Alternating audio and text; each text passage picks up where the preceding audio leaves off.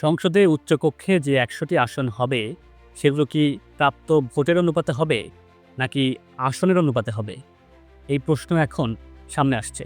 কারণ বিএনপি এবং জামায়াত জোট থেকে ভিন্ন আলোচনা শোনা যাচ্ছে।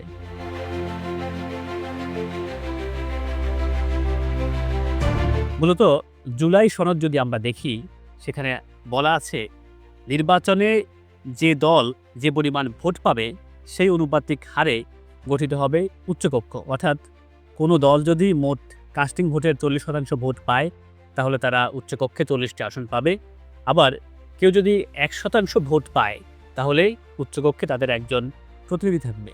এখন প্রশ্ন হলো, গণভোটে যেহেতু হ্যাঁ জয়ী হয়েছে, তাহলে কি উচ্চকক্ষ ভোটের অনুপাতে হবে? সংশয়টা এখানেই। সহজ উত্তর হলো না। গণভোটে হ্যাঁ জয়যুক্ত হয়েছে বলেই জুলাই সনদের সব প্রস্তাব স্বয়ংক্রিয়ভাবে সংবিধানে যুক্ত হয়ে যাবে বা সরকার সব প্রস্তাব মেনে নিতে বাধ্য থাকবে, বিষয়টা এমন নয়। কারণ হ্যাঁ ভোট জয়ী হওয়ার পরেও জুলাই সনদের ব্যাপারে শেষ পর্যন্ত সিদ্ধান্ত নেবে সংসদ। সংসদ ছাড়া এই সিদ্ধান্তগুলো নেওয়ার ক্ষমতা আর হাতে নেই।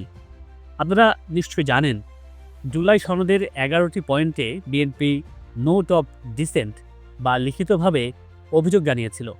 সেই 11টি পয়েন্টের একটি হলো এই উচ্চকক্ষ নিয়ে। বিএনপির দাবি ছিল উচ্চকক্ষ গঠিত হবে নির্বাচনের প্রাপ্ত আসন ভিত্তিতে, ভোটের ভিত্তিতে নয়। তাহলে দুই পক্ষের এই যে ভিন্ন ভিন্ন অবস্থান, এটা সমাধান কীভাবে হবে? জুলাই সনদ বাস্তবায়নের গেজেটে বলা আছে যেই ৩০০ জন এমপি নির্বাচিত হয়ে সংসদে যাবেন, তাদেরকে নিয়ে সংবিধান সংস্কার পরিষদ নামে একটি কমিটি গঠন করা হবে। এই কমিটি ১৮০ দিনের মধ্যে আলাপ আলোচনা করে সিদ্ধান্ত নেবেন যে জুলাই সনদের কোন কোন বিধান কতটুকু তারা রাখবেন আর কতটুকু তারা রাখবেন না।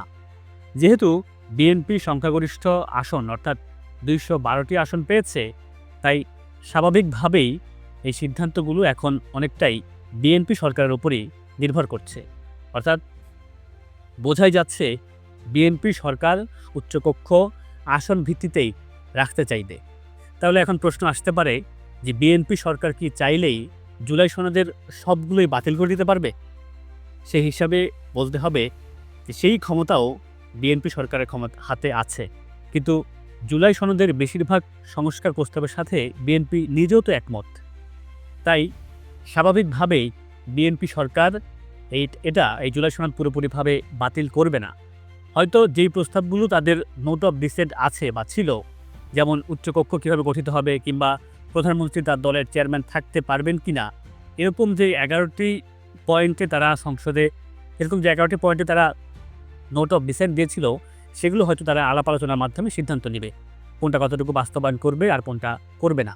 তবে এটাও মনে রাখতে হবে যে নির্বাচনের একেবারে আগে বিএনপি সহ সব রাজনৈতিক দল অঙ্গীকার করেছিল ক্ষমতায় গেলে তারা জুলাই সনদ বাস্তবায়ন করবে। তাই রাজনৈতিক দল হিসেবে বিএনপির নৈতিক দায়বদ্ধতাও রয়েছে জুলাই সনদের প্রতি।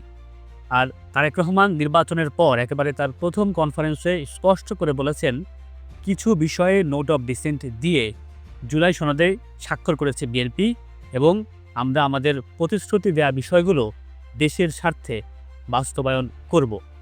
আর তাই বোঝাই যাচ্ছে নোট অফ ডিসেন্ট দেয়া সেই 11টি পয়েন্ট কিছুটা কাটছাট করে বাকি সংস্কার বিএনপি করবে। তাই আমরাও আশা রাখতে পারি দেশ ও মানুষের কল্যাণে সংবিধানের যেসব সংশোধন এবং রাষ্ট্রীয় প্রতিষ্ঠানগুলোর যেসব জায়গায় সংস্কার প্রয়োজন, বিএনপি সরকার সেই সংস্কারগুলো করবে। মহান মুক্তিযুদ্ধের চেতনা ও বাংলাদেশপন্থী স্বাধীন সাংবাদিকতায় আপনিও হতে পারেন অংশীজন। নিউজ হাবের প্রচেষ্টাকে এগিয়ে নিতে সামর্থ্য অনুযায়ী যে কোনো পরিমাণ সহায়তা পাঠাতে পারেন নিচের দেয়া নম্বরে।